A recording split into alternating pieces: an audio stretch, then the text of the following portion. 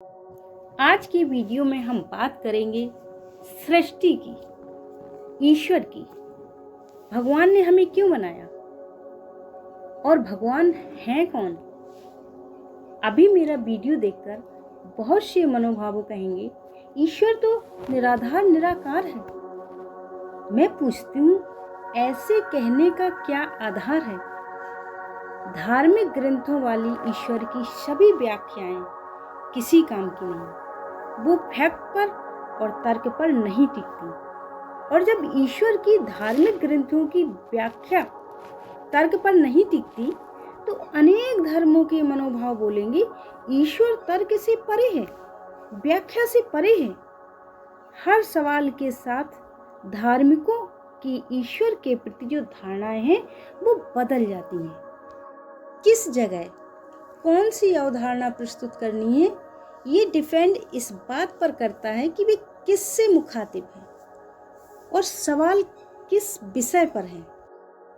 यदि वे किसी विज्ञानवादी धारणा को फॉलो करने वाले व्यक्ति से सृष्टि के निर्माण के कारण पर सवाल जवाब कर रहे हैं तो ईश्वर ब्रह्मांड को जन्म देने वाला सृष्टि का रचयिता है। सृष्टि को जन्म देने वाली एक अदृश्य शक्ति के रूप में होता है जिसे प्रत्यक्ष रूप से कभी देखा नहीं जा सकता।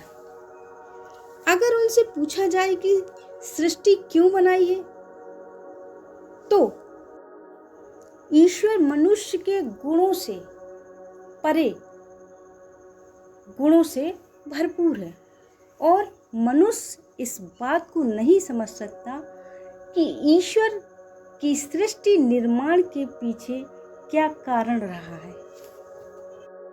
और अगर धार्मिक मनोभावों से सवाल इस बात का हो कि ईश्वर का स्वभाव कैसा है तो वही बोलेंगे ईश्वर निर्गुण निराकार अजन्मा है। लेकिन वही लोग जब अपने लोगों के बीच में ईश्वर की बात करते हैं तो ईश्वर के सभी गुण बदल जाते हैं। फिर वही ईश्वर एक तानाशाह का रूप बन जाता है जिसकी पसंद नापसंद की एक पूरी नंबर ऑफ लिस्ट होती है, जिसके अनुसार ही हर मनुष्य जाति को चलना होता है।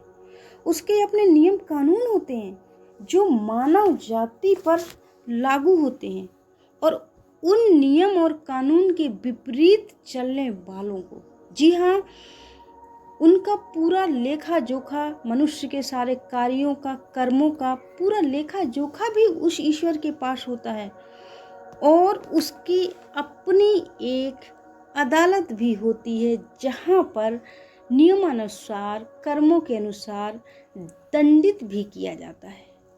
और उनका ईश्वर प्रत्येक धर्म के अपने धार्मिक कर्म कांडों के अनुसार प्रसन्न भी होता है और जिसकी जितनी ज़्यादा श्रद्धा होगी, धार्मिकता होगी, भक्ति होगी, प्रार्थना होगी, उसी के अनुसार उनका ईश्वर उन्हें प्रतिक्रिया भी देता है। वो अपने भक्तों को रास्ता दिखाने के लिए, जी हाँ, समय समय पर किसी न किसी रूप में धरती पर अवतरित भी होता है। कभी पैगंबर को भेजता है तो कभी जीसस को भेजता है या फिर कृष्ण के रूप में अवतरित होता है। अपनी किताबों को भी भेजता है जो अलग अलग भाषाओं में, अलग अलग धर्मों में अलग अलग तरह से होती हैं। या फिर कुछ चुनिंदा इंसानों को अपना दिव्य ज्ञान और अपना दिव्य दर्शन भी देता है। कभी वो उसे तत्व कहते हैं, कभी वो उसे दिव्य ऊर्जा कहते हैं। कभी एक ईश्वर चित्रकार है, कभी निराकार है, कभी सर्वश्रेष्ठ कारीगर जिसने इस सृष्टि की रचना की है।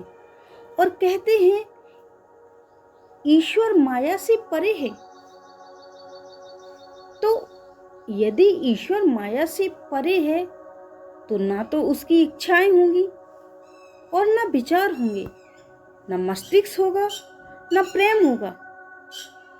तो फिर वो ईश्वर कैसा होगा या फिर वो ईश्वर कैसे होगा? दर्शकों, आज की वीडियो में बस इतना ही। मिलते हैं अगले वीडियोज में नए विचार के साथ।